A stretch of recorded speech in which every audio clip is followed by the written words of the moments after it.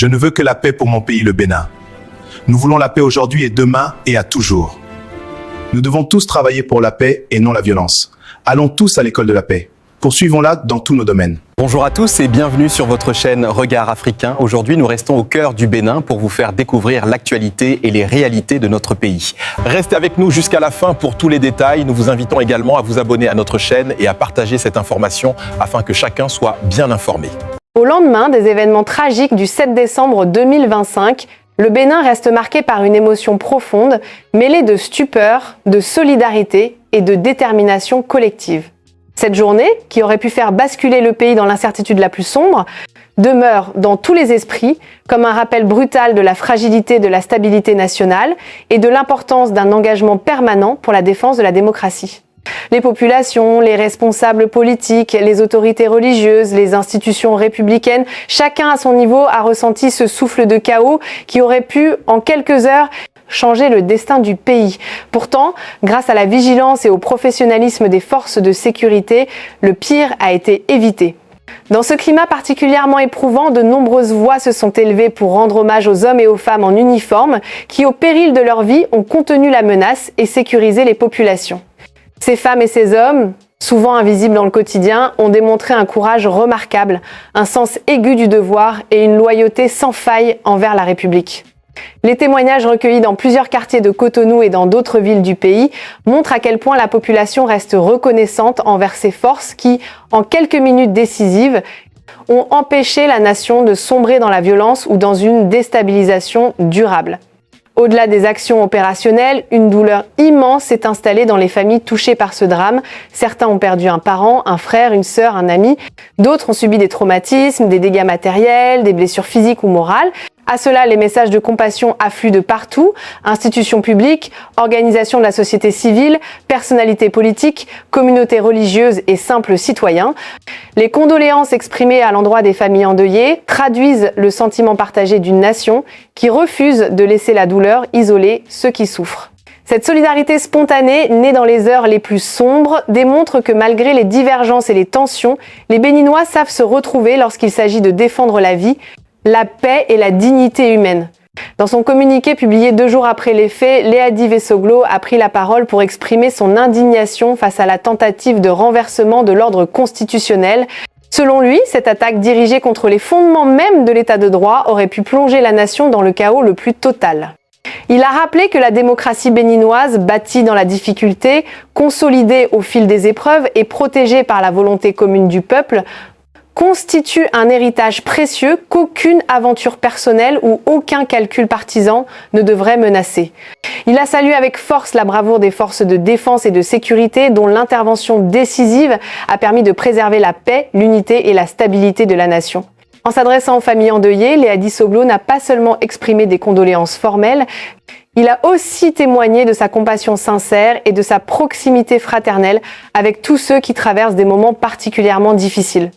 Il a évoqué la douleur profonde, mais aussi la force morale nécessaire pour surmonter une telle épreuve, tout en soulignant que la nation ne doit pas les laisser seuls dans leur affliction.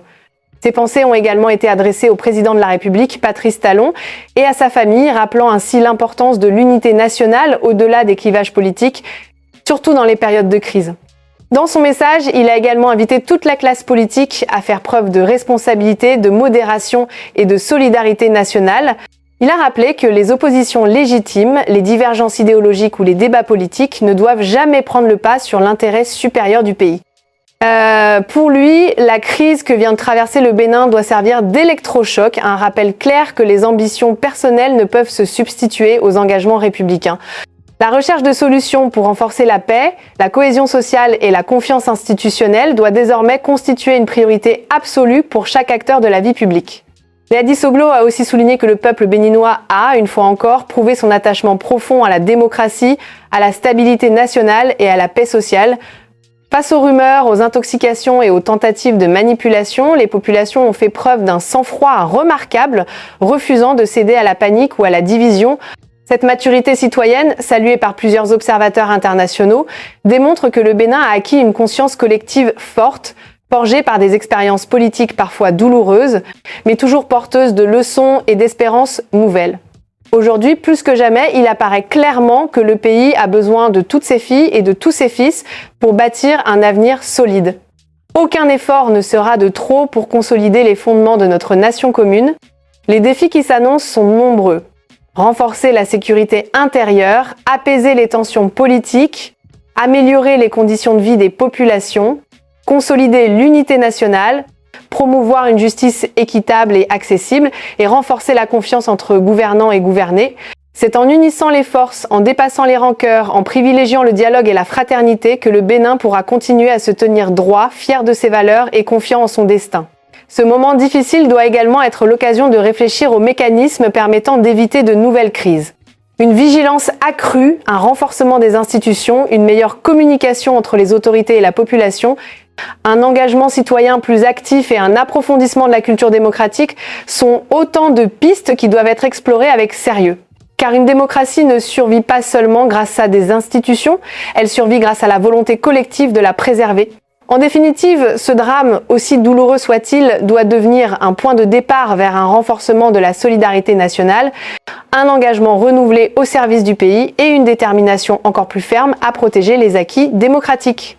Le Bénin a traversé des épreuves par le passé, il traverse encore celle-ci avec dignité et courage, et comme toujours, il en sortira plus conscient, plus vigilant et plus déterminé. Que la paix, l'unité et la fraternité continuent d'inspirer chaque citoyen, que les bénédictions divines accompagnent ceux qui nous gouvernent et protègent chaque Béninois où qu'il se trouve, que le souvenir de cette épreuve serve à construire un avenir encore plus juste, plus stable et plus prospère. Je vous remercie pour votre attention et je vous adresse mes salutations les plus respectueuses. Je ne veux que la paix pour mon pays, le Bénin. Nous voulons la paix aujourd'hui et demain et à toujours. Nous devons tous travailler pour la paix et non la violence. Allons tous à l'école de la paix. Poursuivons-la dans tous nos domaines.